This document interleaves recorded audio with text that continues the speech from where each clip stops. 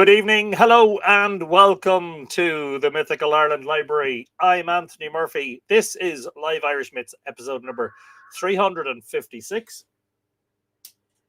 Yes, it is. Happy New Year, everyone. Welcome to 2026. Where is time going? Well, it's flying. I suspect our ancient ancestors building those megalithic monuments all around Ireland knew all about the passage of time. And although the mornings are still dark and the sun rises quite late, sort of 8:45, there is a bit of a stretch in the evenings. It has been noticed. Anyway, you're all very welcome.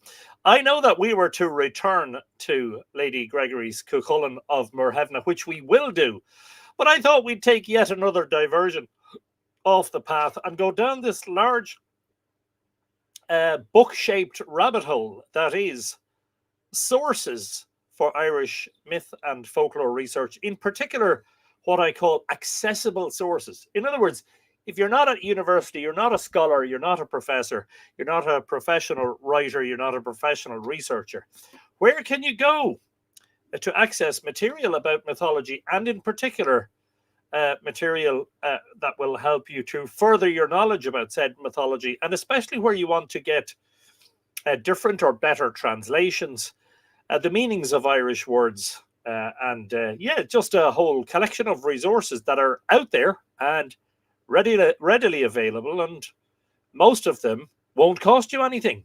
So I hope you enjoy this diversion this evening. It's 2 minutes past 8 p.m. here in the Boyne Valley. It's a cold, clear, starry night. The waning gibbous moon is below Gemini. Is it in Cancer yet? It's in Gemini, I think. And Jupiter's not far away. Beautiful starry night here. It is -1 Celsius. We are in the grip of a cold snap. The results of that you may have seen this morning when I posted a photo taken at frosty Newgrange early in the morning, just after sunrise this morning. And it's an interesting thing because although it is the 5th of January, it's 15 days since the 21st of December and the winter solstice at Newgrange. But did you know that each morning, right now, the sun is still shining into the chamber of Newgrange in the mornings? The last day upon which the sun is, or was in the 2020 study by Frank Prendergast and others, the last day upon which direct sunlight was seen in the chamber of Newgrange was the 8th of January. So there you go. The year hasn't quite turned until the sun leaves Newgrange. Anyway, if you're joining us this evening, whether you're watching on the Mythical Ireland YouTube channel or on the Mythical Ireland Facebook page, please do feel free to join in the conversation. Drop in a comment. You'll be made to feel very welcome. So before I get going with tonight's subject, it is incumbent upon me to say hello to those who have commented already. Johnny Wilson is the first in the house tonight, and he says, sorry, I'm totally distracted here. I shouldn't be, but I am. A big howdy from Dallas, Texas, where it's 20 degrees. Wow. Well, you're a whole 19 degrees warmer than us. 25,073 subscribers to the YouTube channel.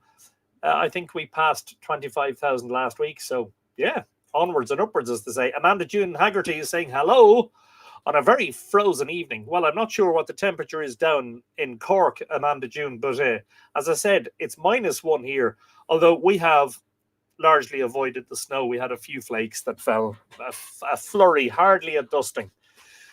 But up in Northern Ireland, I'll tell you, some places got a good fall of snow. Elaine Lingenfelter says, Happy New Year, Anthony and all the Tuath, from a nice day in Texas, 19 Celsius. That'll do nicely. Amanda June says, just walked home from the bus stop through the woods in -1 Celsius. It was dark, but not so dark. I couldn't smell the badgers, lol. What do badgers smell like? Joe Butler, Auntie Joe, says hello from Colorado. Another beautiful sunny day. Still dry here. I think that's good. Touch wood. We haven't seen any decent amount of rain in a while, which is good because we got an awful lot of it in the winter time. Rex Quinn Fortenberry says, all hail to the mighty Tuath. 2 giant wind turbines are out standing in a field. One turns to the other and asks, what sort of music do you like? The other responds, well, I've always been a huge metal fan. I like that one. Amanda Morgan says, Happy New Year from Yeppoon, Queensland, Australia. Very good morning to you, Amanda. Happy Tuesday to you from all of us still in Monday. And a very, very good morning to all of you down under. Hope it's a great one down there. And Scott Doherty says, greetings, everyone. Happy New Year. And say hello to Bill if he's wandering around there in the background. Barbara Murphy says, hello, everyone. Happy New Year from a lovely Tucson, Arizona. It's currently 17.8 Celsius. These temperatures are why people live here. Well, I can imagine. Yeah. You don't really have a winter as such, you know. You should come over here for a while. And yes, always a pleasure to welcome another Murphy. Brian McKay says, Fascoa Atua, Falcha Briam, Quig on Clar Shaw. In you. Stephanie Ehlenberg says, Happy New Year, everyone. Many happy returns. John Main, who is signing on YouTube under the handle Goddess Bonya, says, greetings, everyone, from a warm Kissamos, Crete, 20 degrees Celsius today, nice and balmy. Looking forward to tonight's chat. Yes, a lot of people hovering around the 20 degrees Celsius mark or not far off it. Tuesday Thompson watching on YouTube wishes us all a happy Mythology Monday. Joe Butler is celebrating the fact that we're going down a giant rabbit hole by sending a rabbit and a black hole or some sort of a hole. Lexi Erickson says hello from Denver, where it is 14 Celsius. Way too warm. No snow. You won't get snow at 14 Celsius. I think it has to be below 3, doesn't it? Yes. I need to take notes on this lecture. Yes, indeed. Feel free. And don't forget, if you're new, that the live streams are recorded and are saved afterwards on the YouTube channel so you can watch back if you miss something. Helena Breen says, evening, Anthony, and all the Tuath. Happy New Year, all. Many happy returns, Helena. Great to see you. Also, made it kicking and screaming into 2026. Desiree Riley says, hello, Happy New Year to all the Tuath. Me and Amadeus are tuning in while cleaning, so we won't be commenting much, but we are here. Well, that's fair enough. And is Amadeus being a good boy? Is he? Are you a good boy, Amadeus? Here, boy. I would mention the T-R-E-A-T word, but then that would probably drive him insane, and then you would have to give him one, and I just don't know whether you have one at hand. Helen Hurst Chader says, greetings, everyone. Happy New Year. Thank you for your comment on the latest Patreon post, Helen. And it's great to see so much activity on Patreon. Don't forget, if you want to sign up, you can become a patron at the address that's scrolling along the bottom. If you join up at the Stone Age level, that's a great start, but the Bronze Age level is a better place to start because you'll get access to the podcasts and the draft text of a book that I wrote that I'm planning to get published, but which the patrons are getting to read first, the Bronze Age patrons. Michael P. Trott says, hello, Tuath. May we hope for a happy and peaceful new year from Auckland, New Zealand. About 19 Celsius. It will get warmer later Tuesday morning, maybe at least 24 Celsius. Sorry to hear it's so cool there. Yeah. -1. It is proper January weather here in Ireland. We don't get that many Arctic blasts these days, but when we get them, it gets cold. It's not even that cold here compared to other places. It was -5 inland last night. Lily Shambles has woken from hibernation to be here. So happy New Year to all. -3 feels like -8. Wow. See what I mean? It's colder elsewhere, so I will not complain too loudly. Helena says, lovely. Adina Sparks says, MythFlix Monday. Yay. Hello, Anthony and the Tuath. It's 58 Fahrenheit here today in New Mexico. Coda says hello, by the way. Says Happy New Year. That's 14.444 degrees Celsius.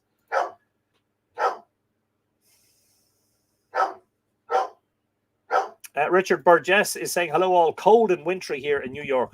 Looking forward to today's topic. Brilliant stuff. Macha She-Wolf. Nice handle. Sends us a white heart on Facebook. It's cold in Cork. Nothing melted today, says Macha.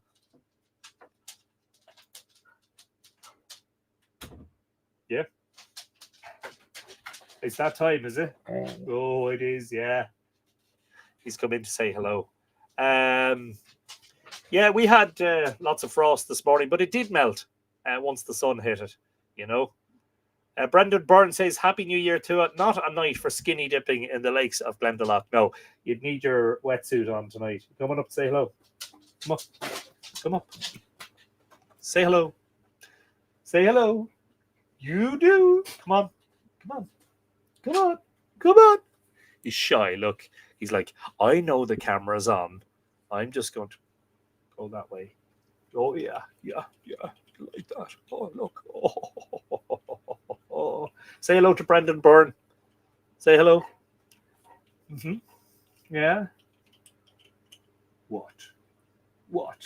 You big Egypt. Who's a big Egypt? Who's the big Egypt? Hmm? Who's the big Egypt? Yeah. Big loud Egypt. Right, is that it? Say hello. Now. There you go. Ice rink survival, says Macha. Sue Printer says, good evening all from a not too snowy Fermanagh. We got away without too much. Happy New Year. Happy New Year. And I haven't had a drink. I haven't had a drop. Happy New Year to you also, Sue. Many happy returns. Hope it's a great one. Debbie Sheehy says, Happy New Year to Anthony and all the mighty Tuath from a cold, dry and bright Dublin. Yeah, same here in Drogheda. Just up the road from you, Debbie. Happy New Year. Hope it's a good one for you, if you know what I mean. Looking forward to good news on that front, I hope. Badgers smell a bit skunky, says Amanda. You know, here's a rabbit hole. For the last few weeks, I've been thinking someone was smoking something in the wood. Finally figured out it was badgers. What are the badgers smoking in the woods? Are the badgers on spliffs? Did you ask them for some? Brilliant. Jack Durkin. As my government is the Sunday 25th's last. Hi, Jack. I haven't a clue what your comment means, but Happy New Year to you. Miriam Nichira. Haven't been here for a while, but glad I caught it, as it'll help lift my spirits. Happy New Year to you, Miriam. Long time no see. Haven't seen you since last year. But never mind. There'll be lots of one-liners and cheesy dad jokes as the evening goes on, I'm sure. It's snowing now, about 25 Fahrenheit in New Hampshire, which is practically -4. Wow. Hopefully we get less than a metre. Terry McGeary, Scotland, says, hi all. Great, I can listen to this on my new Bluetooth headphones as I grill the sausages. Now, Terry, you cannot come on to Live Irish Myths and talk about mouth-watering food without offering some around the place.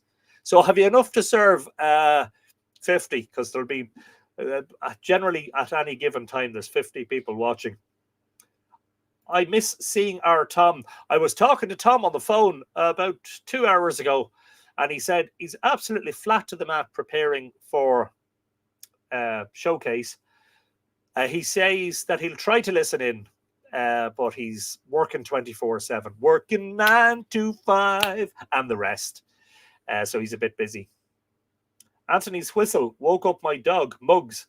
Oh, Muggs. Here, boy. Here, Muggs. He's a good boy. Coda comes back for more. He's like, you're not going to call a dog without me coming over. Okay, yeah. I was talking to Muggs. Mm-hmm. Yeah. And Amadeus. Amadeus says hello. Huh? You haven't a clue who I'm talking about. As far as I'm concerned, says Barbara, if the water isn't near 80 Fahrenheit, I'm not getting it. That's 26. Fair enough. I kind of agree with you. Alan Hoskins says, good evening, everyone from a slip and slide, chilly Ballina Killaloe, -3, but lovely and fresh. Happy New Year, everyone. Hey, Alan, it's not raining. Let's celebrate the victories. Just wear an extra jumper and a scarf and some gloves when you're going out. Brilliant. Coda woke up mugs. That happens. Janet Moran says, hello, Anthony from Boston. Happy New Year. Many happy returns, Janet. Hope 2026 brings much peace, prosperity, and fulfillment. George,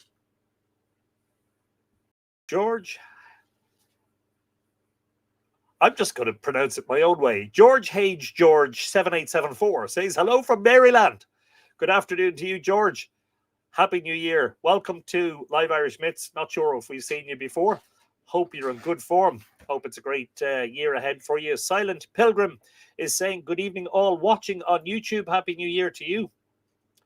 Yes, and all the dog comments coming in now.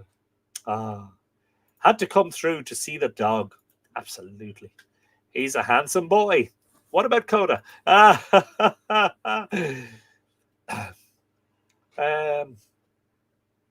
Speaking of sources, says Brian, it baffles my mind. Some of the most renowned sources leave out the Rusk, naming it simply rhetoric. Even what they give often needs serious reworking, from Deer's Cry to the Time. Yeah, this is coming from somebody who's been looking at the metrical Dinshenicus. Oh, I see I'm slightly blurred. Yeah, I've been looking at the metrical Dinshenicus, and yes, some of the words, well, I suppose Gwyn was translating that in the early 1900s, over a century ago. The language is very archaic, you know. It needs a reworking. But what's her name? Is it Amanda Carmody and Chris Thompson on Story Archaeology? Have done a great job on retranslating some of the Dinshenicus. The hills in Cork got a bit of snow. We got the slightest dusting, enough to make a slushy snowball. But some of the hills were all white and round. Lovely. Take pictures. Because, you know, they won't last. That snow won't last long. Amanda June says, the stars are so bright tonight. Yes, indeed. Coda, greetings in Glendalough. Lots of rabbits here. What are you suggesting, Brendan? That he go off and make himself a rabbit stew?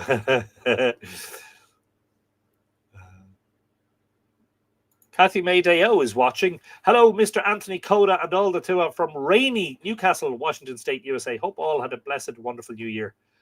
Yeah, I had a lovely Christmas and a lovely New Year with the family, so all happy here. And I've been a busy boy. Busy boy. Tell you more about that later. Happy New Year, Kathy May. Mariana Dunn says, Banachty and Happy New Year, dear Tuath and Anthony from chilly Alexandria in Virginia. Many happy returns, Mariana, and hope it's a good one. Yes, Amadeus came running in, lol, as I suspected he would. Anthony, Muggs gave you a side eye and went back to sleep. Napping is the only priority for her until dinner, or squirrels. Should we separate those two things, dinner and squirrels? They're definitely two different things, are they? Tom Lawler says, cold evening from the Devil's Bit. Good evening to all. Happy New Year, Tom. Great to see you. Yeah, stay warm down there in Tubradoran. Triskel Hearth, which is Erica, isn't it? I'm right in saying that's Erica River Tree, isn't it? Yes, indeed. Banachty, Louisville, Kentucky. Happy New Year. And is it today or was it yesterday? Hang on. I don't want to make announcements. I don't want to do the whole fake news thing. Happy birthday. Yes, it is happy birthday today, isn't it? Happy birthday, Erica River Tree. Yay. Any good megalith stories? Hey, George, if you're new, all I can say is there's 355 previous episodes full of stuff that you'll be fascinated in. And if you go onto the YouTube channel, that's the Mythical Ireland YouTube channel, you can search. So if you're interested in Newgrange or something, whatever, you know. Barb Jordan is glad to be here. Happy New Year. Many happy returns, Barb. Hope it is a good one for you. Hope you had a great Christmas and New Year celebrations.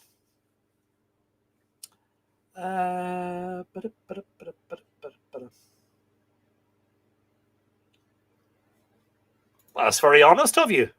You know, I'm very careful about not asking a lady her age unless she volunteers it.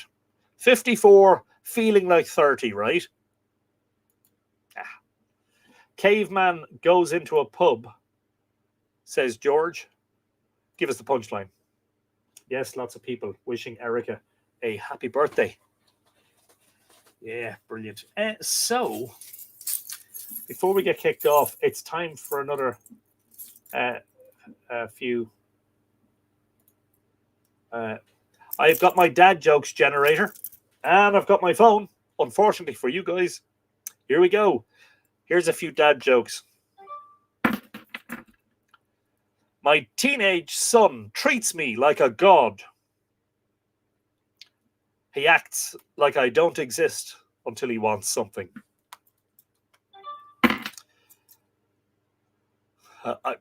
Some of these are repeats, I'm sorry. I ran out of toilet paper, so I've begun using old newspapers. The times are rough. What do you call a toothless bear? A gummy bear. In a job interview, I filled my glass of water until it overflowed onto the table. Nervous? Asked the interviewer. No, I always give 110%. I didn't know that Sylvester Stallone is on his... Sylvester Stallone, Anthony, not Stallone. Sylvester Stallone is on his third marriage. I guess his first one was Rocky, and his second one was Rocky too. Just text stop when you want it to stop. Did I tell you the time I fell in love during a backflip? I was head over heels. If there's one thing that always makes me throw up, it's a dartboard on a ceiling. How do you make Budweiser? Send him to school. Terrible. How do you get a good price on a sled? You have toboggan. Terrible. How did Bilbo survive the entire Lord of the Rings trilogy? Because old hobbits die hard. If you drive a Subaru in reverse, what are you? You're a bus. U-R-A-B-U-S. It's literally Subaru backwards. Nobody has texted stop yet. Don't throw sodium chloride at people. That's assault. How do you make holy water? You boil the hell out of it. Where do sheep go to get their hair cut? The Baba shop. Terrible. I cut my finger slicing cheese the other day, but I think I may have greater problems than that. I've offered my elderly neighbour £20 to try out her stair lift. I think she's going to take me up on it. I actually like that one. Got a couple of sock puppets for sale. Anyone interested in taking them off my hands? Okay, I'm going to voluntarily stop at that point. Helen Hurst Chater is sending facepalm emojis, so I guess that's the equivalent of stop. Right, sources. So you want to start... so this isn't actually particularly about books containing Irish myth. It's more about most of what's available commercially would be popular translations and reprints of older translations of Irish myths and legends and folklore. So, for instance, Lady Gregory, as we've been reading lately, William Butler Yeats, Charles Squire, Thomas Rolliston, Joseph Jacobs, various collections. And, of course, a few different translations of Táin Bó Cúailnge, Thomas Kinsella as being the, the best known. It's a very nice one by Kieran Carson. The scholarly one is... it's...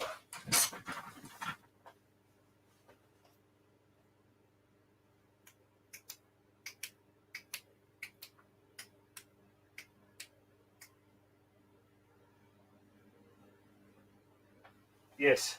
Sorry, the scholarly one is by Cecile O'Reilly. Now, so say for instance, you need to save some for another day, says Barbara. Yeah, I don't know how many jokes are in the database because we've had some repeats.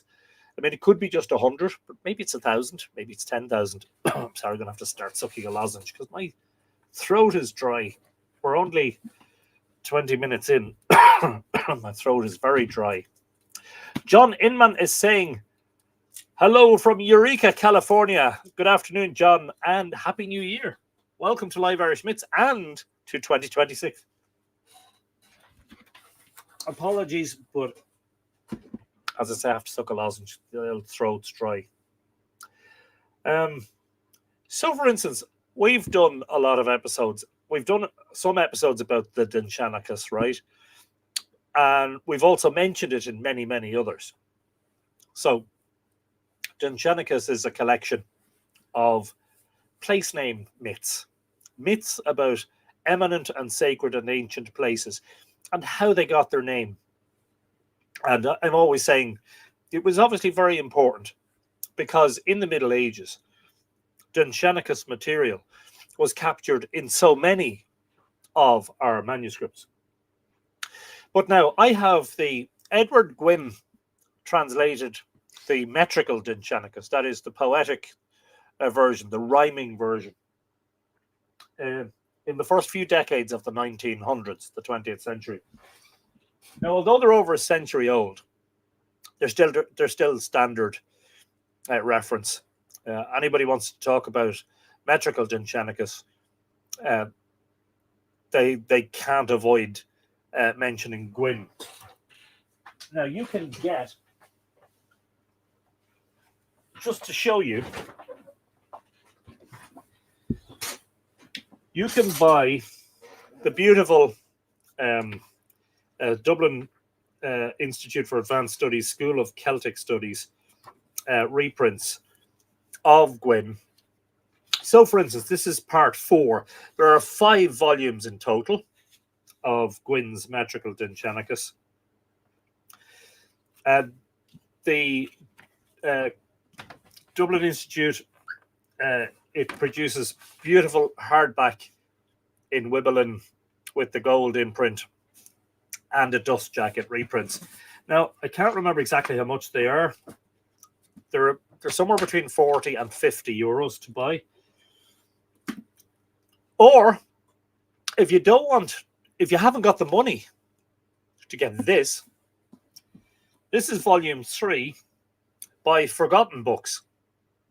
And Forgotten Books do a lot of what we call facsimile reprints. So they're not OCR, optical character recognition scans, where they don't pick up a lot of, and there's a lot of errors in them. They are exact facsimile reprints of the original. And they're, do you know what? It's exactly the same as having one of these in your hand, but it's just cheaper. These ones, as far as I can remember now, it's a few years since I bought one of the Forgotten Books series, but it was around 15 euros. So, I don't know. Actually, yeah, let me just check that, actually. So if I go on to, say, for instance, ABE Books, and I search for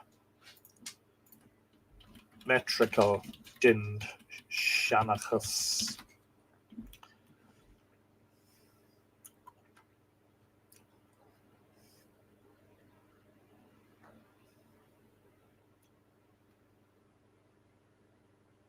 so there's Alpha Edition, metrical Dinshanicus Volume 2, £18. That's for one of those Forgotten Books. Volume 3, £23.98. Okay, so they're not, yeah. So, however, Ulla Conrad, I missed the start. We've only just actually begun talking about the sources, so it took me half an hour to say hello to everyone and tell some dad jokes.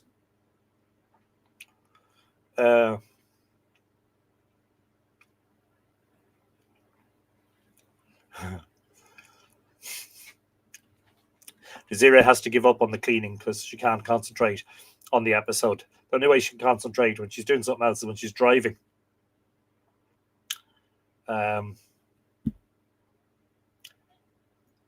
So Helen Hirsch is just pointing out there that if you go to the website archive.org, now unless things have changed, let me just do this before I go too far and click on,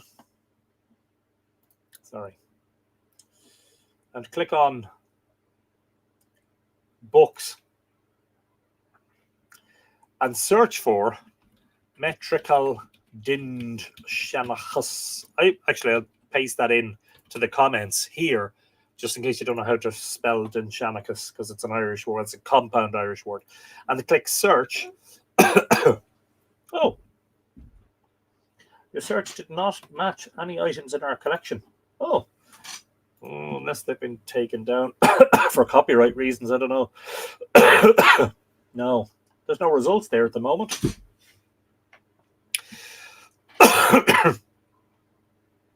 Because I also have PDF versions of these books.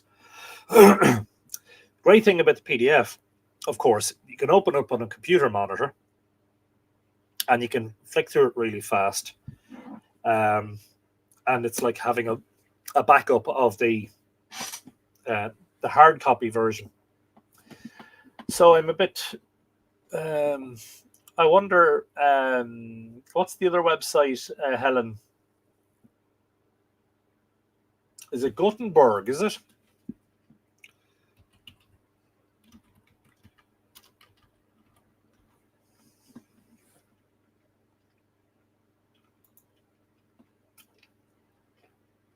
Let me do a quick search. See if the Dinshanachus is on there. No.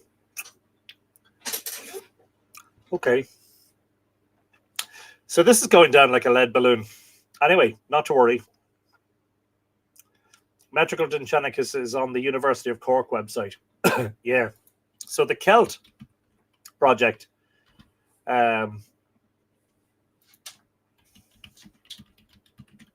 Excuse me. From University College Cork is a fabulous resource. The Corpus of Electronic Texts is Ireland's longest running humanities computing project. It brings the wealth of Irish literary and historic culture to you on the internet. So, if you go to Irish texts, for instance, Metrical Dinshanachus,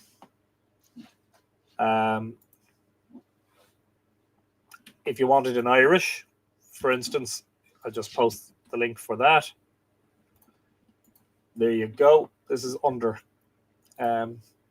captured. I'm looking for the translation. Published. Modern Irish translations.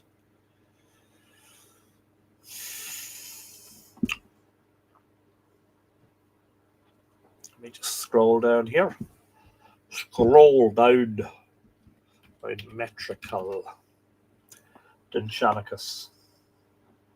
So let's go to volume 3, HTML, new website. And there's the translated version. So I'm just pasting this in. So you get the entire thing online. If you don't want to buy the books, you haven't got space for them, you can't afford them, etc., etc. One of the really valuable things about Gwyn and many of the works of John O'Donovan, Whitley Stokes, R.A.S. McAllister, Rudolph Thurnice, Kuno Meyer, and all of those, is that in addition to the fact that you have the Irish, which is the Middle Irish, direct or as direct as possible from the manuscript, and you have the English translation on the facing page, you also have a huge volume of footnotes. And they also help provide where there's doubt about a word or where there are other possibilities. They provide those other possibilities. So let's say you are doing, as I was doing just a short time ago, you're looking at the Dinshanicus. Let's just take an example, right? And I wanted to have a read of the Dinshanicus about Knova, Knogba, or Nauth. So I look at the poem for Nauth, and I can read it in English or in the Middle Irish. Boa ingen ruach roi, ben loga McCain cletroad is on rofoilgid a corp, fury romurad mor knoch. Translated, Bua, daughter of Ruri Rua, wife of Lou McCain of the Red Spears. It is there her body was hidden. Over her was a great hill built up. But say, for instance, you weren't happy with some of the archaic language.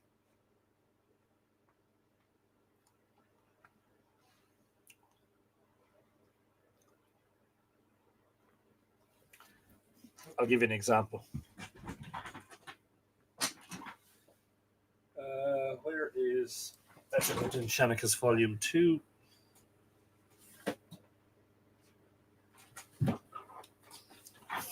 Don't know where I left it.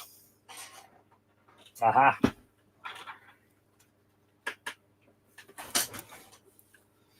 Say you weren't happy. So I was reading earlier on the poems about Brunabonia.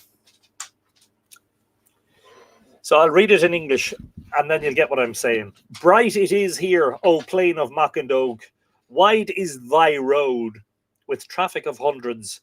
Thou hast covered many a true prince, of the race of every king that has possessed thee. Every bright wonder hath adorned thee, O clear shining plain, with scores of hosts. O lucent land of grass and wagons, O virgin mead of birds and islands. And funny enough, I was looking at the Irish, and I was saying, right, where can I find out what those words mean? What are the other possibilities that one could use in place here? Now, I'm not talking necessarily here about the archaic English here. I'm talking, so hath, thou, hast covered the, I'm talking about basically retranslating. Now, if you wanted to do that, where would you go?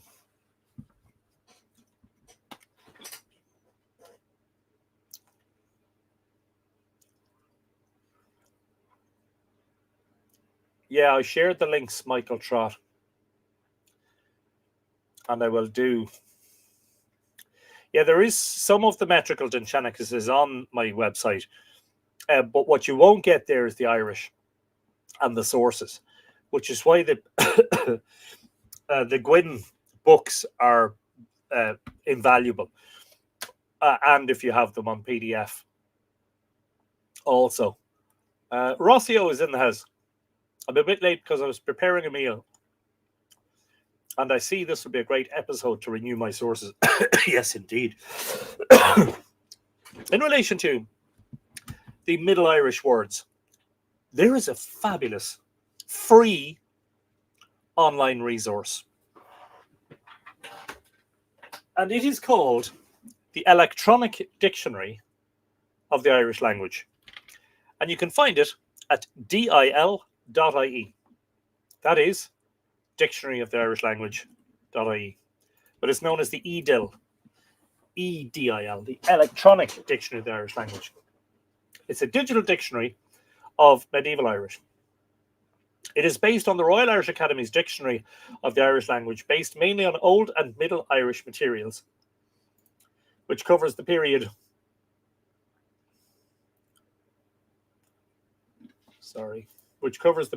circa 700 to 1700, but incorporates corrections and additions to thousands of entries, and there are tens of thousands of entries in it.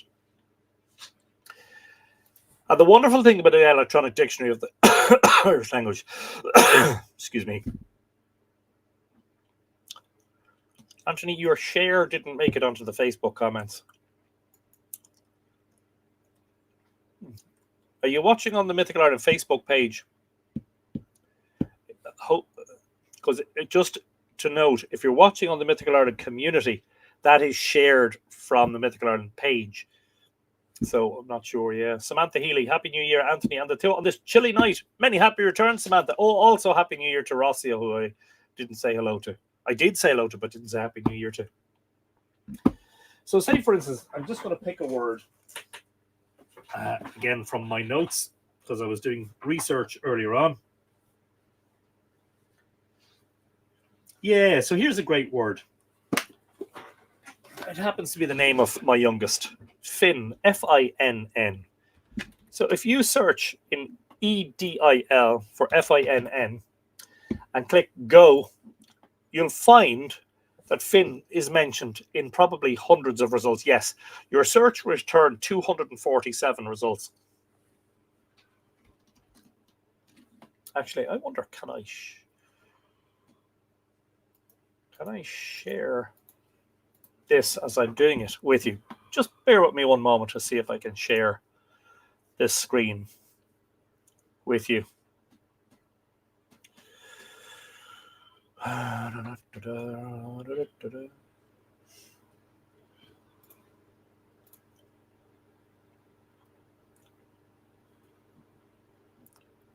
Show more. Oh yeah, I can. Hang on. I was looking in the wrong place. Let me try this for a second. Share screen.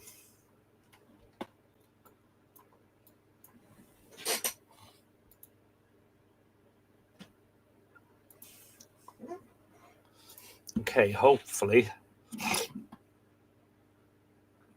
this will work. Okay, so I hope you can see that. So let's go back to the start. So I've typed in dil.ie into Chrome or whatever browser you're using. And here's where you search. So I'm going to search for the word Finn. And as I said, when I search for the word Finn, if you look here, it says your search returned 247 results. So I could scroll through that. Irim, Arvind, Ariha, Aiha, Arch, Aradach, and that's just the A's, and we go down to B's, and then you have to load more results, and it can take far too much. Look how comprehensive it is. However, what I'm looking to do here is search headword only, headword only. See there? So you're only looking for Finn when it's here. And when I do that, the search is much narrowed down. So here we go. This is the Middle Irish word Finn. Yes. So if you've heard of Finn McCool and the Salmon of Knowledge, that's his name, Finn. So there's a number of different meanings here. The main meaning is white, generally white bright, or bright or lustrous. But it can also mean fair, light-hued, of complexion or hair, etc. So you could see somebody in mythology or a place in mythology referred to as Finn. That could be that they've got bright skin. It could be that they've got blonde hair or fair hair. See, fair, handsome, often but not necessarily implying fairness of complexion. There's another meaning, bright or blessed, frequent in religious poetry. And bright still carries through into modern English. I don't know about whatever part of the world you're watching in. But here in Ireland, when we refer to young children and we say that they're bright, I presume that's something that happens in other parts of the world.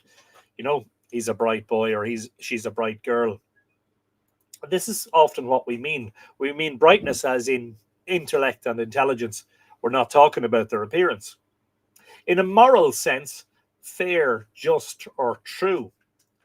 And even look of blighted corn. Anyway, so say, for instance, you were like, okay, well, what are the sources here?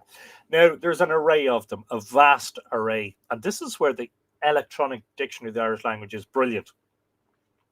I've never seen the printed version, and I can imagine it's quite, what's the word, cumbersome to get through. We see here, of colour, Tarav Finn. Now, Tarav means a bull, white bull. It's the very first example here given, of colour, Tarav Finn, the white bull.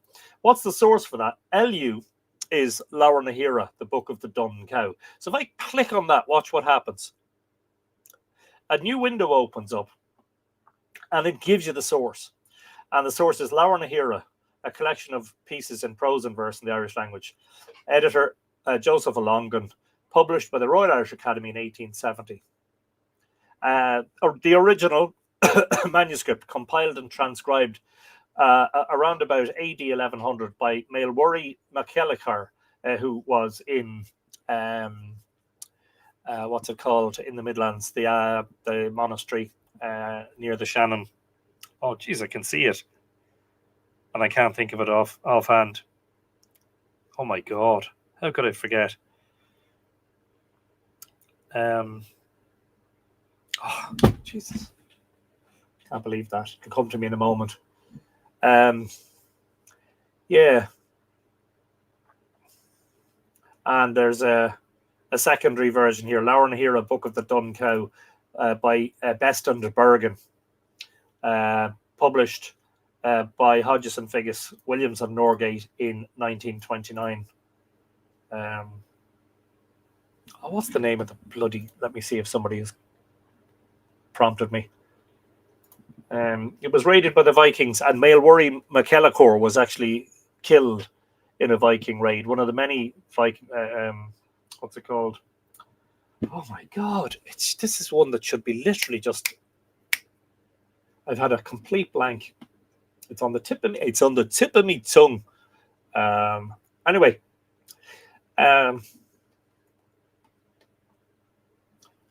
Yeah, so this is brilliant. Now, chances are you will not have O'Longan's Laura Nahira published in 1870, or Beston Bergen's Laura Nahira published in 1929, unless you are a scholar, you have access to a university library, etc. Some of these here, the sources, are again available online on websites and also as downloadable PDFs. I just can't say in relation to that one. Let me just stop sharing for a moment. Clonmacnoise. Oh my God, how could I forget that? Jeez. Came to me when I was least thinking about it. Here is Beston Bergen's Laura Nahira. Now, I am fortunate to own a copy.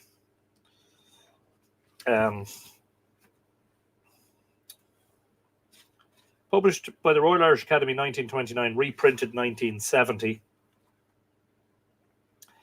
But I must tell you, this is a transcription only. It is all Oscailga. It is all in Irish, and it is in the Middle Irish. It's not a translation. So I do have, some of the sources. A couple of them that you will see referenced quite a lot in, especially the more scholarly works, but not exclusively the scholarly works. You'll see, for instance, Revue Celtique. Now, I've mentioned this in the past. Revue Celtique was a journal published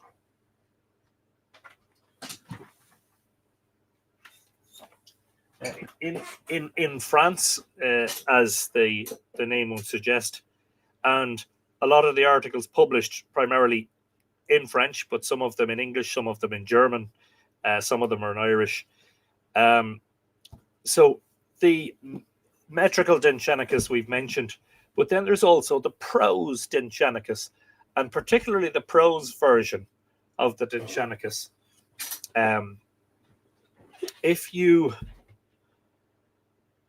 Am I going too far too fast? Let me get back to that in a moment, because Brian McKay is just reminding me there are other sources other than the dictionary of the Irish language. So for modern Irish, a great resource is chonglan.ie. Let me just paste the link in there. TEANGLANN, chonglan.ie. And that references a lot of the modern folklore, the Irish English dictionaries, O'Donnell's in particular. Where's my O'Donnell folklore? I have one there, but where's the modern one? The green, with the green cover on it. This is one you will see a lot of secondary school students have, the O'Donnell folklore. Oh, there it is. It's up there. Hang on. Need to get my little folding step out to get up to it.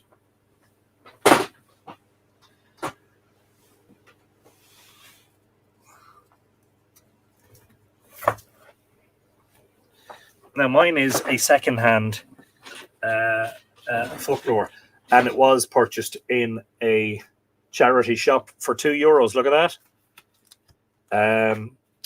But this is a vast resource for modern Irish. The O'Donnell folklore. Now, remember, this is republished and updated quite regularly. Rialtas na here in 1977. Reprinted 78, 92, 2005, 2007, 2010. But yeah, this is the O'Donnell folklore, and it runs to 1,309 pages. You may not want to buy one of those new, but you can buy a second-hand one. And they're a dime a dozen because they're a popular, as I say, secondary school book.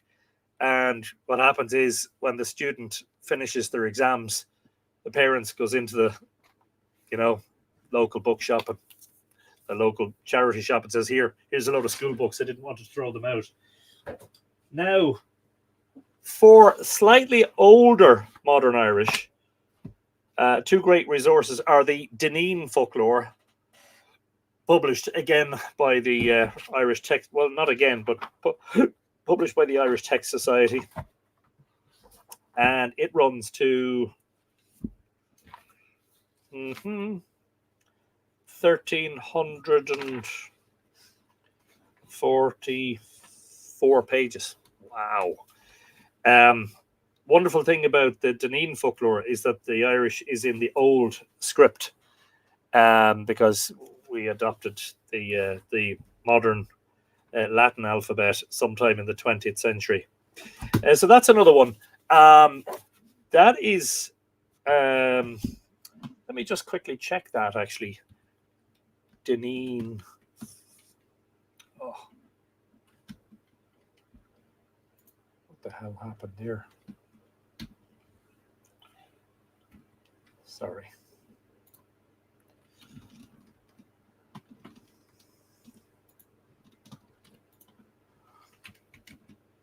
Dineen folklore.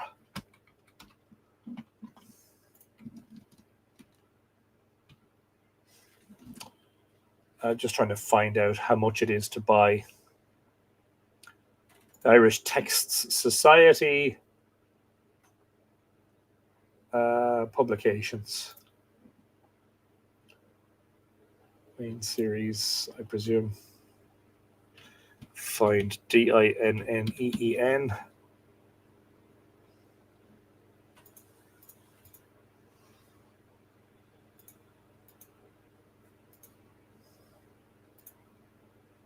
Of course, I can't find it now. As soon as I'm looking for it. Yeah, Dineen's £50. Sorry, €50. But again, you can get secondhand copies of that. The other one is, so that's an Irish to English. So you look up the entry in Irish and it translates to English.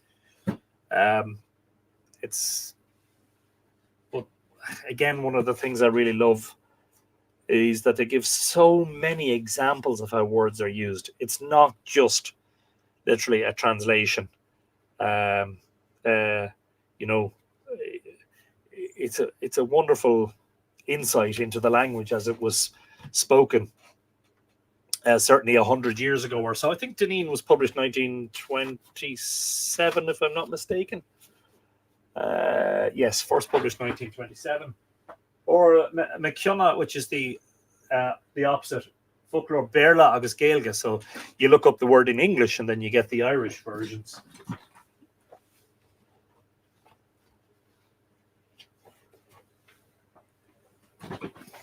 Now, my copy is quite ancient, and I have to be careful with it. McKenna, it was a Jesuit. 1935, this was published. So say, for instance, and I love this one in particular, I go to the word moon, and under moon, there's 2/3 of a page of entries. On Gialach, on Ray, and after Ray, it says C and M. So in Connacht and Munster in particular, moon rising, Tá on Gialach, on Ray, Eigshe, etc. New moon, on Gialach Nua, or just Ur, on Ray Nua. There is a new moon, Tá on Ray Goinche, Gainche Anocht. Full moon, on Gialach Lawn, or Lawn, on Ray Lawn, Tá she na Lawn Ray, etc., etc., etc. And so many examples of how the language was actually used in common parlance. I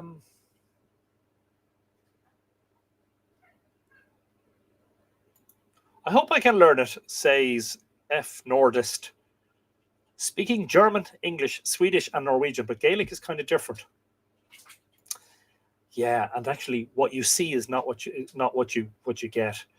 You know, and F. Nordis is in Switzerland. All the best and Happy New Year, and more power to you. Well, and many happy returns, and thank you for joining us. Anyway, they were just some examples of some of the dictionaries. There are other sources.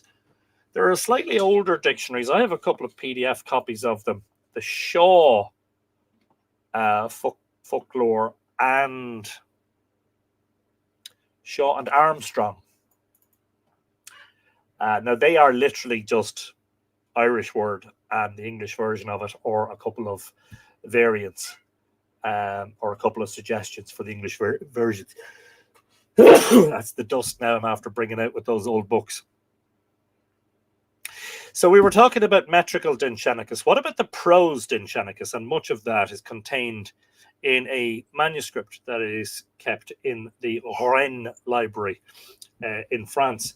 And our good friend, who we've mentioned on many, many occasions, Whitley Stokes, who was a prolific scholar in the 19th and 20th century. I think he lived into the 20th century, didn't he?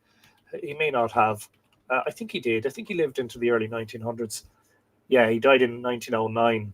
Prolific scholar. Well, he translated the Rennes prose Dinshenicus in 2 volumes of Revue Celtique. One which is volume 15 that was published in 1897, I'm going to say. Might have been 94. Yes, 1894.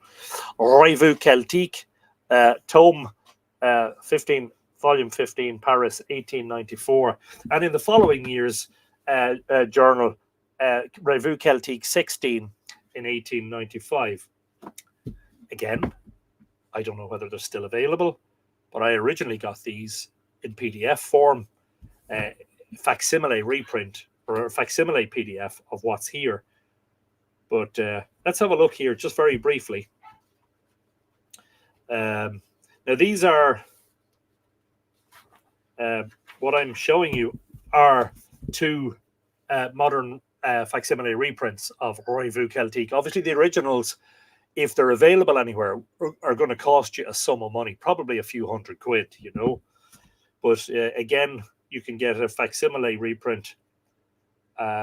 This one, volume 15, by Gayan Books in New Delhi in India. And the other one, Can I even tell where it was reprinted? No, doesn't have any information about where it was reprinted, but exact facsimile reprints. So let me show you. Let's go to number 4 in the Ren Din Shanachus, and we have Dinny in Broga. So here we have the Irish followed by the English translation. This is how Stokes does it in each case. But again, generous footnotes and sources at the bottom of each page. So this is where we get a list of the monuments that are found at Brúnaboinne. Do Dingniv in Broga in Seo. Ilong Ingana Forand, I don't know what that word is. Lechten Dagda, Murna Morinia, Lechten Mate, is Dia Kulta Reicher in der Kulta, Bark Krumthan Nia Nar, is is Aun Rodmacht, Fairfailmi Rechtmar, etc., etc. English translation below of the remarkable things of the brew thus: the house or bed of Foran's daughter, the monument of the Dagda, the rampart of the Morrigan, the monument of the Mata. You'll have heard me mention the Mata on many occasions. From its Coltha shinbone, Inver Coltha is called. The palace of Crumthan Nianar, for he was buried therein. The tomb of Phelimid, the lawgiver. The cairn of Cun of the 100 battles. The grave of Carberry Lifachar, the cooking place of Feca Shrivtene, etc. And again, if you're looking at the Irish and you're saying, okay, what other possibilities are there for that word? Then you hop over to dil.ie, the Dictionary of the Irish Language, the electronic version. Mark Gordon is saying hello from Des Moines. Good afternoon, Mark. Welcome to Live Irish Myths and a happy new year. Ola is telling us we have 6 to 7 centimeters of snow in Denmark, and it's down to minus 12 in the nights. Wow. You won't find me complaining again, I'll tell you, about cold temperatures. We have right here, right now, minus 1. Then there's another fascinating publication. So if, for instance, you wanted to investigate the proper nouns, the people and the place names of Irish myths and legends, well, a great resource for place names is the wonderful, fabulous website that is lugonium.ie, which literally just means place name .ie. And when you go to that website, let me share this again. Apologies. Share screen, and I want to share lugonium window. Lugonium share. And show you that now. So you go to lugonium.ie, LOGAINM.ie, and immediately you'll see the whole website is Oscailge. It's in Irish, but a lot of you, like me, I don't speak fluent Irish, will want the English version. So you see up here it says Gaelge and it says English. Gaelge is highlighted. So let's click English, because we want the English version of the website.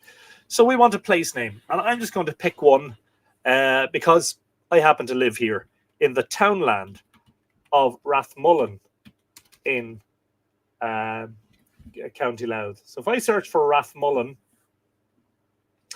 what I should get is sometimes you get different options. You'll get Rathmullen in Sligo, and you get one in Donegal. Okay, so I'm presuming the Rathmullen townland I live in is Rathmullen, A-N, not E-N. So let me search for that.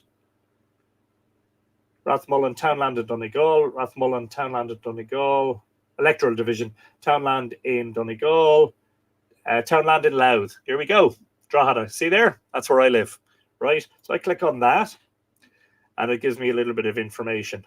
Ra, meaning a ring fort. And then the archival records, these are brilliant because you can see historical records of what the townland was called in the past. Most of these only go as far back as the Anglo-Norman invasion of Ireland, which is understandable. The parish of Donore, the barony of Duleek Lower. In the late 12th century, it was called Rathmullen, and you'll see various versions of it. Rathmoylan, Rathmollan, Rathmullen, Rathmollen, Ramullen, Ramollen, Rathmollen, Rathmolane, Rathmullen, and various spellings of it.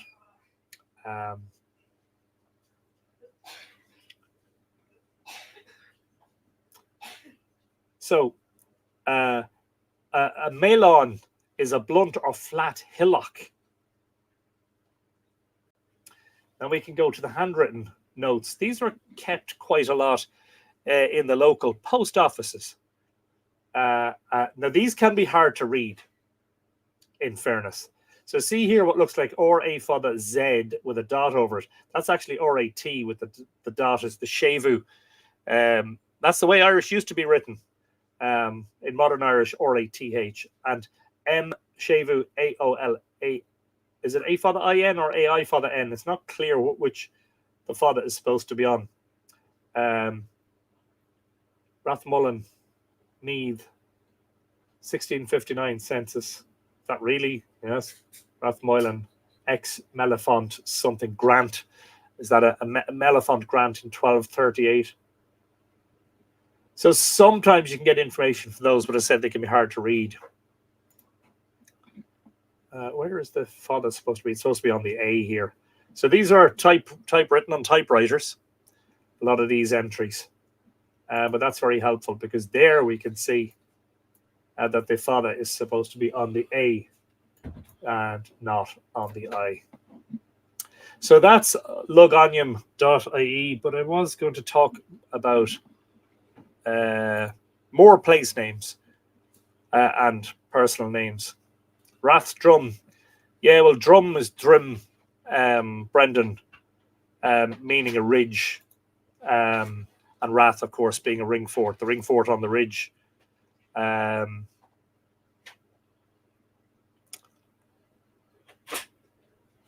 Why the post office? I don't know, Brian. I think it's because it was kind of like, see, the post office, of course, they had to know where all the townlands were for delivering post, and I think they were sort of seen as, you know, places where people could give information about place names. You know, there's a longer history there that I'm sure somebody else knows more about. In terms of, as I say, the proper nouns, if you're looking for place names and personal names from Irish mythological sources. Now, we did some episodes on this before, so again, you can search for this afterwards. This is the Onomasticon Gaelicum, which even by its title sounds very aloof and scholarly and the sort of thing that only nerds would look up. And I am a nerd. Onomasticon Gaelicum, Loricum et Tribum Hiberniae et Scotiae, an index with identifications to the Gaelic names of places and tribes by Edmund Hogan, S.J. He was also a Jesuit, published in 1910. Now, this is a very weighty book. It's a very big, heavy book. It runs to a total of 700 pages. And when you look something up, an awful lot of the sources are abbreviated. And then if you want the sources, you have to go back to the start of the volume and look at the list of the printed sources and the abbreviations for those. It can be quite exhausting, I can tell you. However, there is an electronic version on the internet. So just give me a second to find it.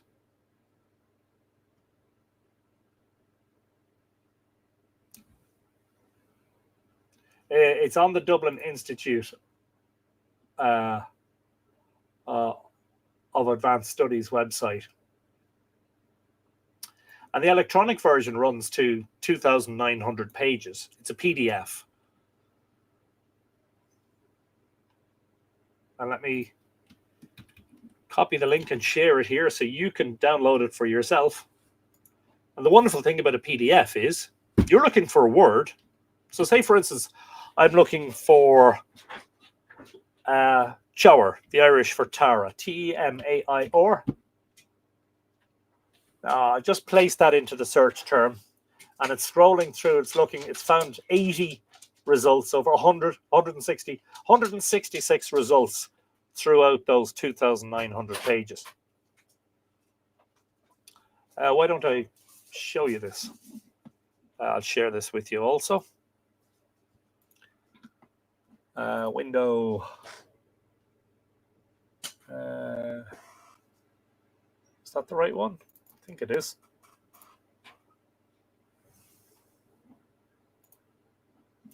So here is the Onomasticon Gaelicum. I just copied this link in so you can download it yourself. So here I've searched for Chower, T-E-M-A-I-R, and it's found 166 results, right? The very first one of which is highlighted here. Achal Foracha Chower, Lek 387. That's probably the Yellow Book of Lecan, or the Book of Lecan.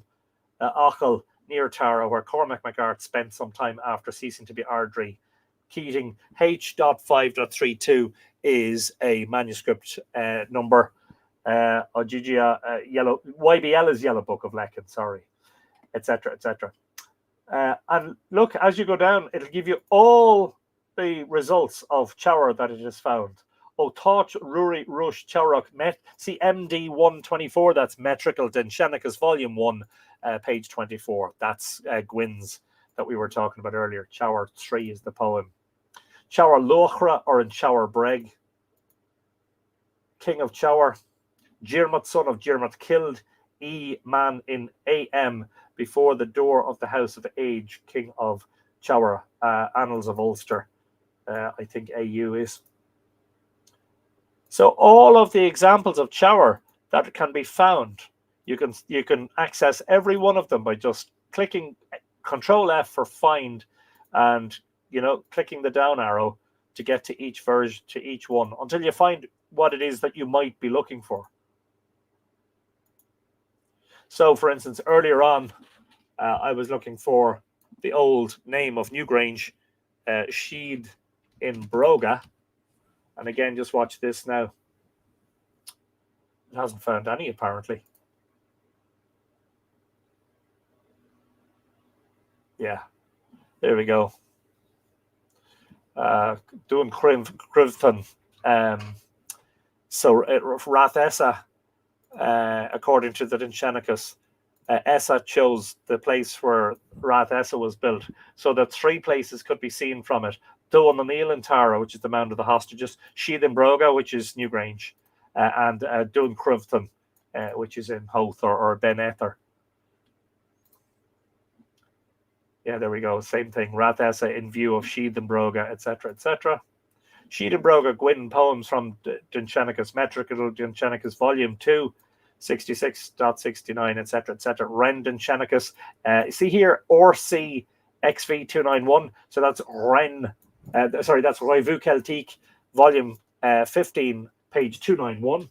So if I go, as I have it here, if I pick up Volume 15 of Revue Celtique and go to page 291,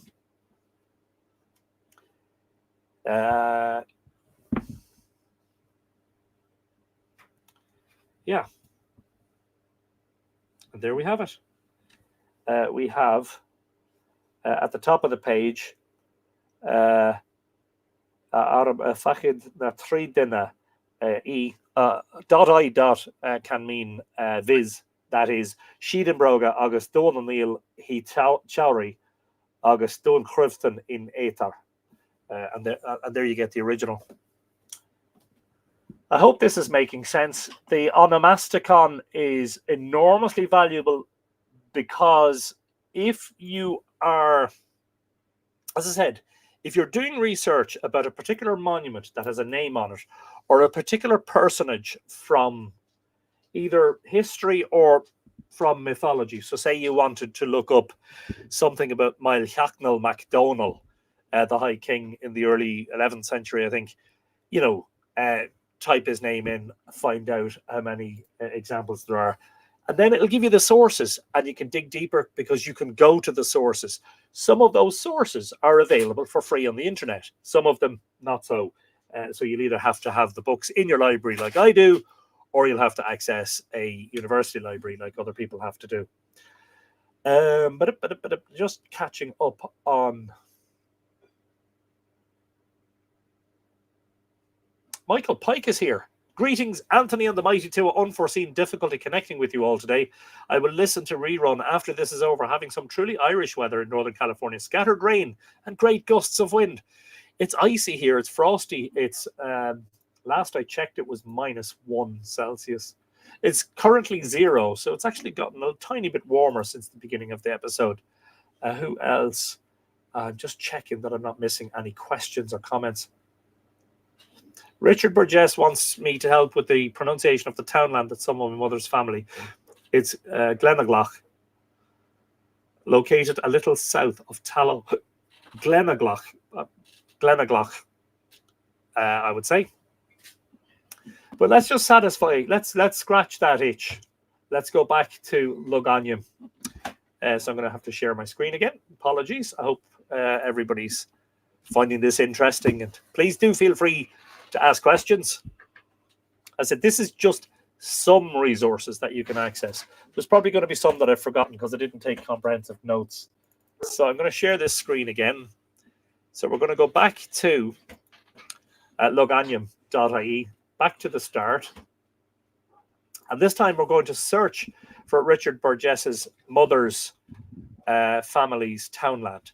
Now he says it's Glenna Glogh. Glenaglach. There we go. Hopefully we'll get a result. Tonlagee, I always find that funny. That means arse to the wind, backside to the wind. Glenaglach in County Waterford or in County Wexford. You say it's south, a little south of Tallow. Where is Tallow? I don't know where Tallow is. So let's go in and look at Glenaglach, which literally means the Valley of the Stones, or can sometimes mean a stone building. The glen or the valley of the stones. There we go. That's the English meaning there. Oh yeah, there we go. Civil parish Tallow. So that's the one. It's the one in County Waterford. Now, are there any extra sources there? Oh, not much. 1841. So I presume that's a census, wouldn't it? I think 1841 is a census. That might be a census reference.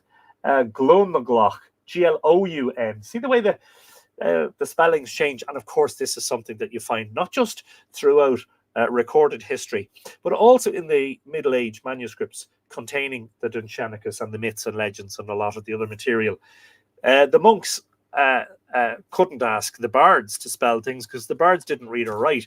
So oftentimes they would spell things different ways throughout the manuscript. So you can get 5 or 6 different spellings of a place name or a personal name.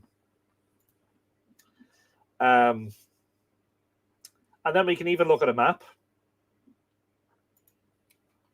So we can look at where it is. Can I zoom out? Yes, I can. And there it is, way down in the south, near the south coast of Ireland. We can look at a satellite image of it. And this is all on the same website. Of course, we could open Google Maps or Google Earth or Apple Maps or a host of different websites that show you satellite imagery of the Earth. I'll be honest. Can I open that in full screen? Yeah. I'll be honest, Richard, it doesn't look like there's many people living in that townland today. I see what looks like a farmhouse and building here. There's one here. That's probably another one, but possibly the same farm and farmhouse, maybe. Another one here, possibly one there. You know, there are 5 or 6 dwellings in that entire townland, which means the population can't be much more than about 20 people. at most. And I'm wondering whether that there is a ring fort. Looks suspicious there. Right. Oh, I'm going to go one further here. This is not an Irish mythology or Irish name. It won't help. It's not a resource for that. What am I looking for here? What was I going to check? Yeah, ring forts. So I'm going to go to the historic environment viewer, which shows you where all of the recorded monuments are. So we need to go all the way down to Waterford now. I need to find out where that was again, just to give me my bearings. Oh, there's is that the Barrow? The big one, the Barrow. Is it the Barrow, the Nore, and the Shore? So that's Waterford City there, I presume. Is it? No. I'm wrong. I have to be. Where's New Ross in that? No, it's much further over. Sorry. Yeah. There's the Barrow, the Nore, and the Shore, and there's Hook Peninsula. This is further down. So, how do I find out English? Youghal. Okay, so it's inland from Youghal, between Youghal and Tallow. Okay, so let's go to the historic environment viewer. Let's go to there's Tallow, and we are looking for what did we say it was? Glenaglock. It seemed to have been. Sorry, pardon me while I mess around here. So we're looking for, it's near Lyre Mountain and Kilwatermoy Mountain. Wow, Lyre Mountain. Let's have a look here. Lyre Mountain, here we go. So if we zoom in here, Glenaloch. Yeah, in fact, we find, so this is an archaeological resource, not a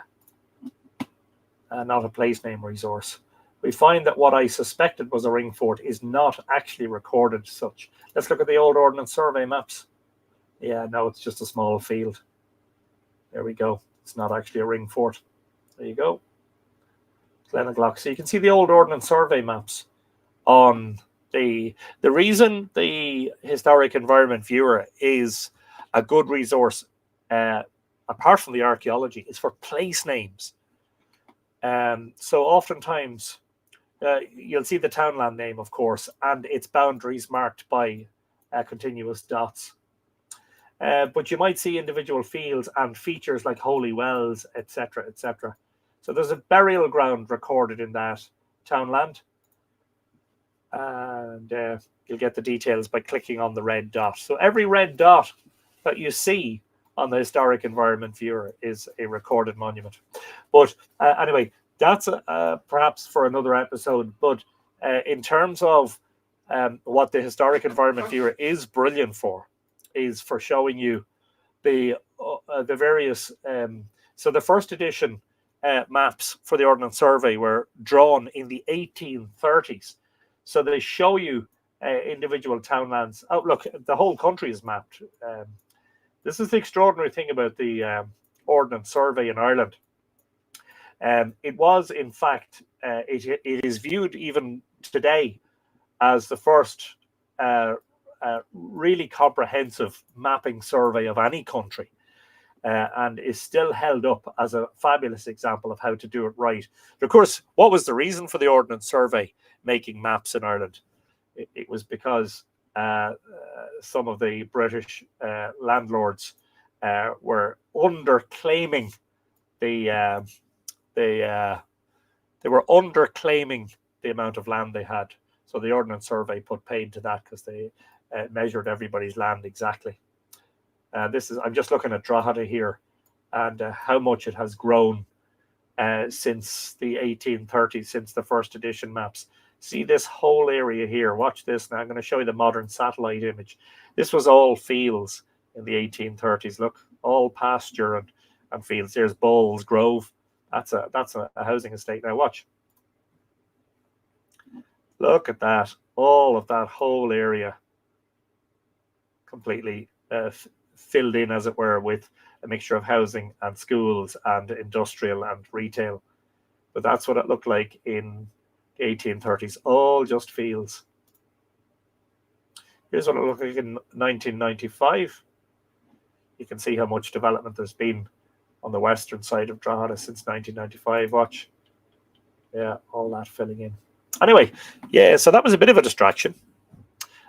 What else? I hope that helped, Richard. Let me just check up on. I'm going hoarse here. An episode on the archaeological maps. Yeah, maybe we'll do that next week, Lexi. I think that's a good idea. Can you link the URL? Yes, I can. Historic environment viewer.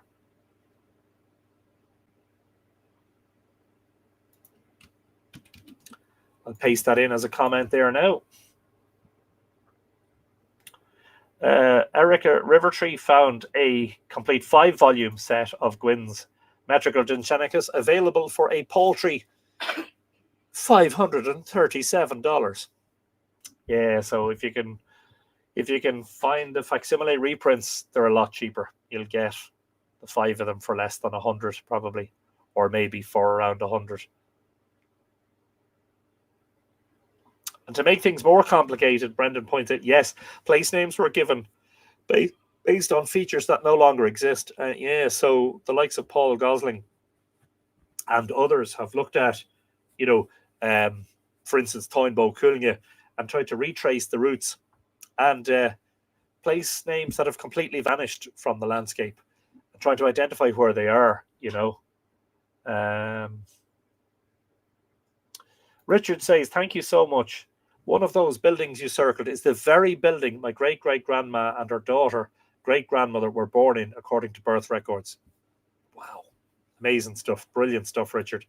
Glad to have helped, even in a meager way. Barbara says, biggest rabbit hole ever. But of course, that's not a complaint, because I know you all like rabbit holes. And now I'm just trying to think in terms of resources. What have I missed? Well, don't forget that when we were talking about the Celt project at UCC, there's a huge resource just in that alone. Where would you, for instance, get Laur Gawala, which is the Book of Invasions? You can get an electronic version of that on, again, the UCC Celt website.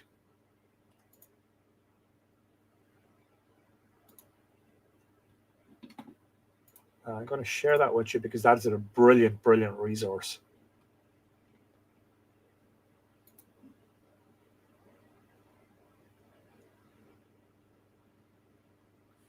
There we go. Just type that in here.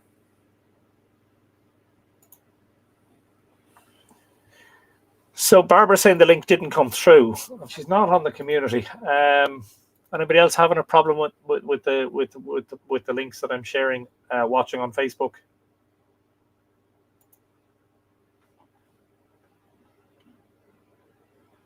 So I'm seeing it here, Barbara.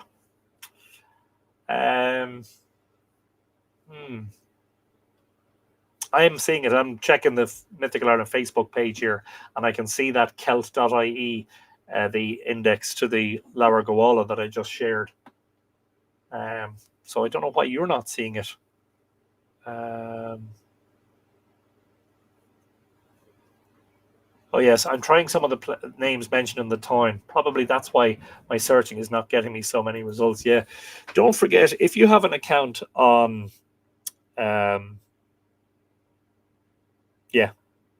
that website that I'm thinking of that you can't think of because I don't know the name. I can't remember the name of it.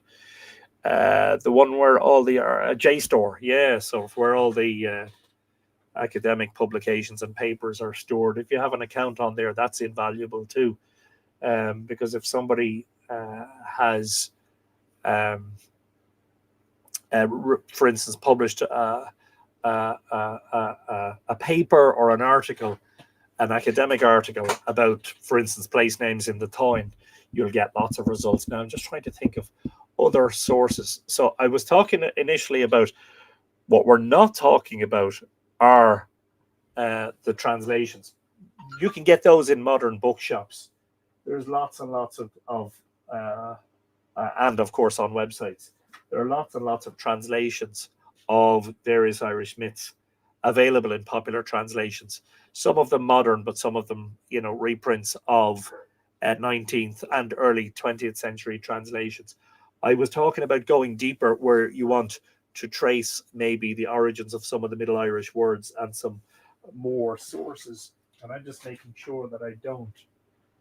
So in terms of, the annals. Yeah, so the annals, which would be, the annual chronicles compiled mainly by the monks. They're also available as a facsimile reprints, the Annals of Ulster and the Annals of the Four Masters, the best known to the Annals of Tirnach, the Annals of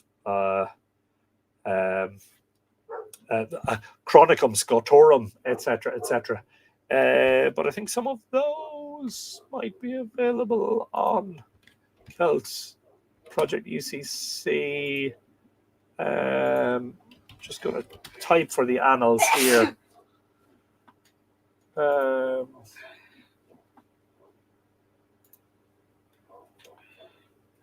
Yeah, the Annals of the Four Masters. So they're all on there on the Celt. Yeah, they're all there. Brilliant. As are, I think, the Annals of Ulster. Yes. So in terms of everything that's published by the Celt UCC project, the index to that I'm sharing, it's celt.ucc.ie /published.html, but published without an E, PUBLISHD.html. I'm hoping these links, yes, people are saying. Yeah, so I don't know what's going on because some people are seeing the links and some people aren't. What I will say is, so after the episode is finished on Facebook, if you go into the comments and click, instead of most relevant, click all comments. Do you know how to do that? That's important on Facebook. Facebook defaults to most relevant. I don't know how it decides which comments are the most relevant and which aren't. But if you click on that, there'll be a little drop down and go to all comments. They definitely are appearing. I'm seeing them here. And they'll be there after the episode is finished. Not sure about YouTube. YouTube relies on the live chat, which you can turn on afterwards when you're rewatching it. Do you have a barculator? I hear some dogs. Yeah. He was on camera earlier on. Coda, he's outside at the moment, probably barking at absolutely nothing whatsoever, which is what he is inclined to do. Right, what else just before I...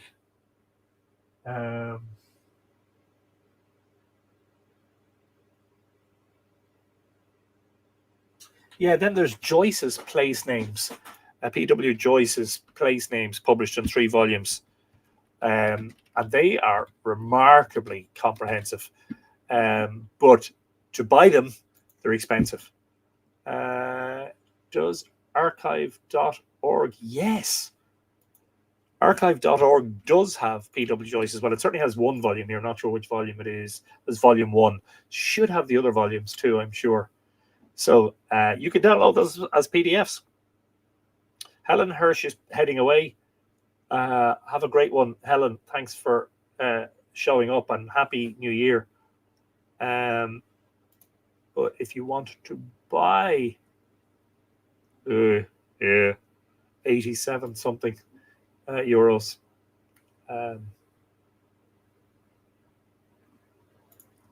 If you want to buy the originals, you'll pay several hundred. I'm lucky to own Joyce's place names in 3 volumes.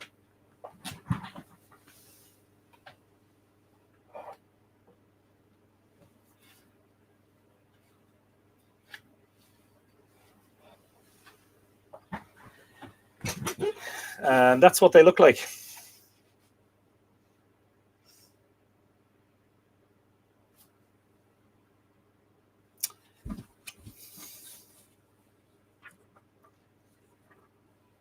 Published in... Actually, it doesn't give the year, does it? Even in Roman numerals. Sorry, I should speak up and stop mumbling to myself. It doesn't give the year of publication of the... not even in Roman numerals. But I think they were published in the late 19th and early 20th centuries. Am I right?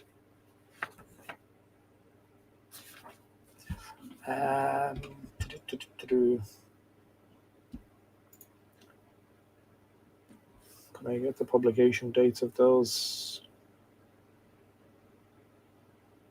No. Don't immediately have the date of publication of those to hand. That's another source, a resource.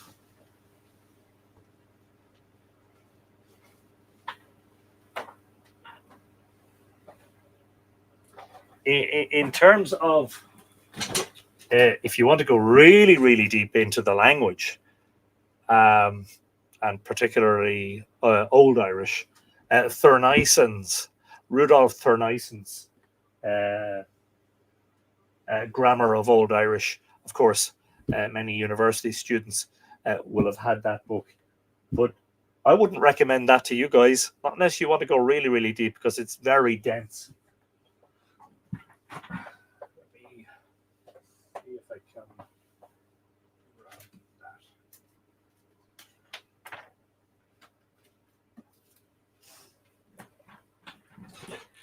that. Again, Dublin Institute for Advanced Studies, and this one with a special plastic, or what's that called, that material, just to protect it, to protect the dust jacket. And this is a 1970. I'm not sure if it was originally published in first published 1946. This is a 1970 reprint. But that's only, I mean, if you wanted to really, really go deep into the language. A nominative pronoun is also contained in ulsa, said he, emphatic ulsasum. The feminine is ulsi, but the plural is formed with a verbal ending. Forms with the first person, etc., etc., are found only in later texts.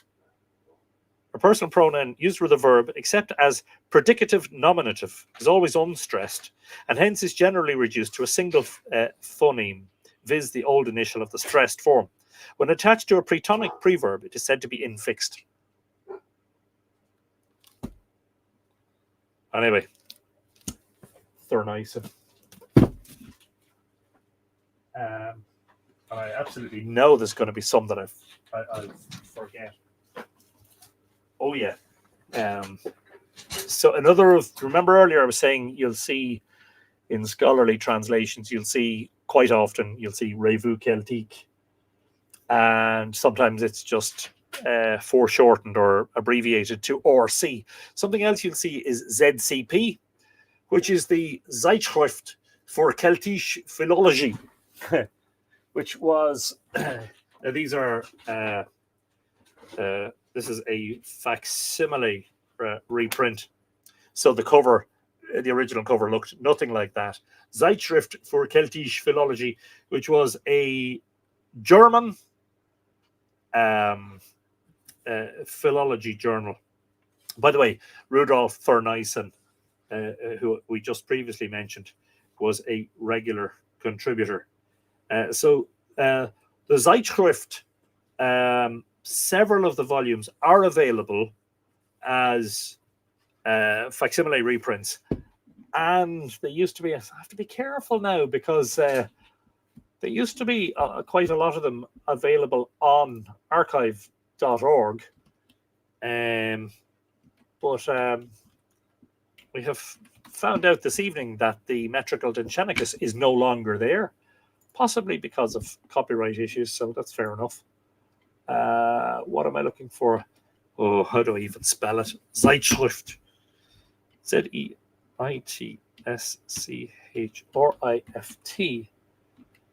For Celtisch philologie.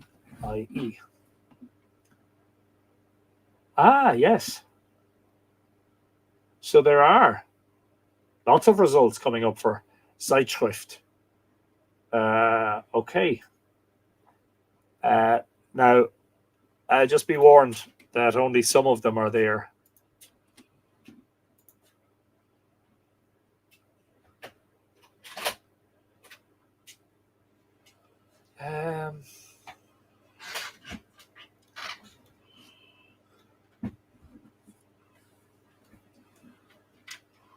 Yes, F Nordist. Probably the best thing to do is put in a weekly notification on your phone for Monday 8 p.m. Irish time. We don't always. Sometimes I have to postpone for various reasons. Sometimes they're postponed to Tuesday or Wednesday. But thank you again for all these, Mr. Anthony. This is so valuable. Seriously, I'll need to sink down and learn how to search again. This reminds me of those times doing my thesis for uni, though far more exciting. Mumbling to yourself is a sign of brilliance, says Lexi Erickson. That's what I tell myself as I mumble. yeah.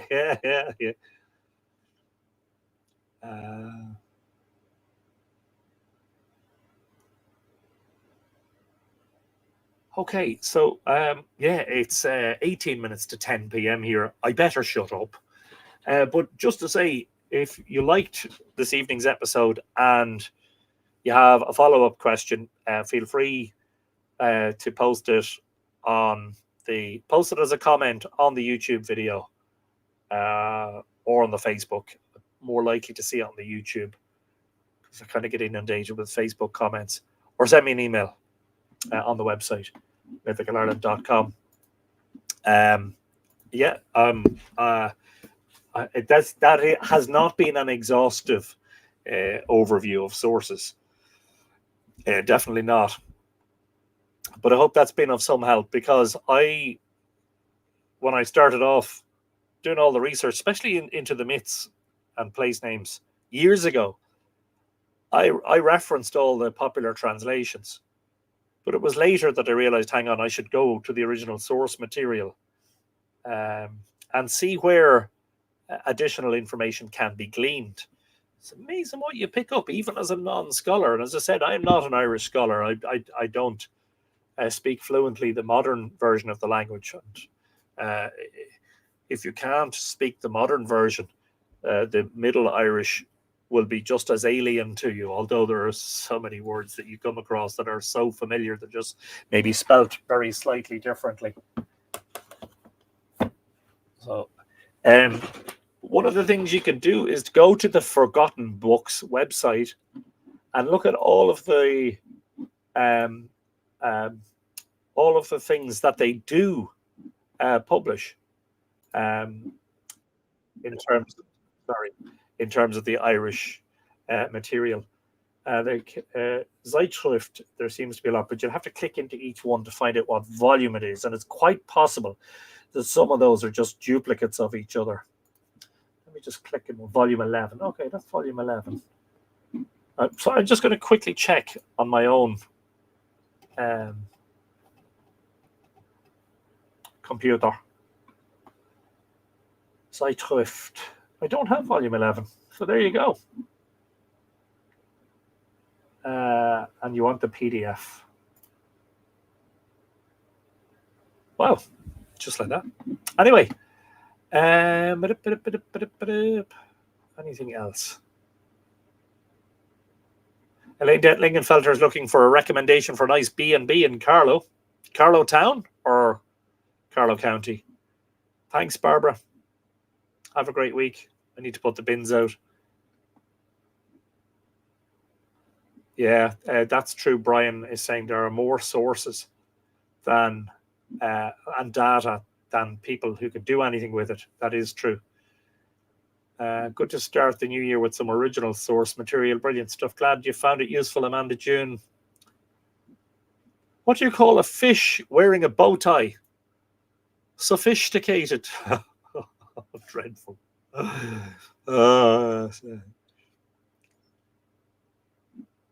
Fanway is, was she watching tonight? No. Actually, you know what? I'm going to download that right now, because in case it doesn't, in case it's only there.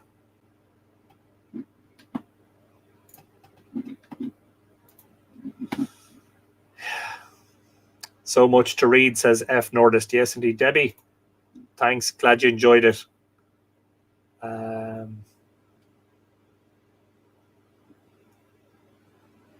Helena is talking about an Irish Indiana Jones.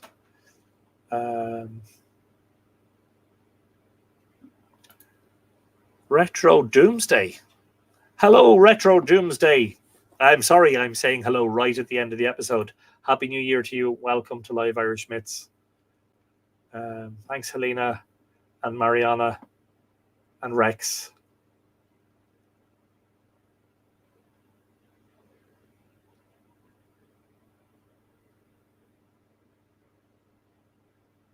Right. I hope I haven't missed any important questions or comments. They're all important. Every one of them. Anyway, yes. That joke was a bit fishy. Yes, indeed. And same to you, Kathy May. Yeah, have a great rest of your week. So next week we might do the archaeology resources. Yeah, sounds like a good plan. Another large rabbit hole for us to all dive into together. Anyway, thank you very much. This has been the first live stream of 2026. Here's to many more, and lots of fascination with the ancient past. I hope, just a reminder to the newcomers, if you go to the website, that's mythicalireland.com. If you sign up for the free email newsletter, that is something that you find beneficial. If you'd like to support Mythical Ireland, please do so by becoming a paying patron at patreon.com/Mythical Ireland. If you, Patreon, Patreon, if you sign up at the Bronze Age level, you'll have access to the podcasts. And if you sign up today, you'll have access to everything at that level historically, all the podcasts, the draft of my new book, etc., etc., etc. Anyway, in the meantime, all that remains for me to say is Ihoa Kulasov, Slán go fóil, agus tó go bugé.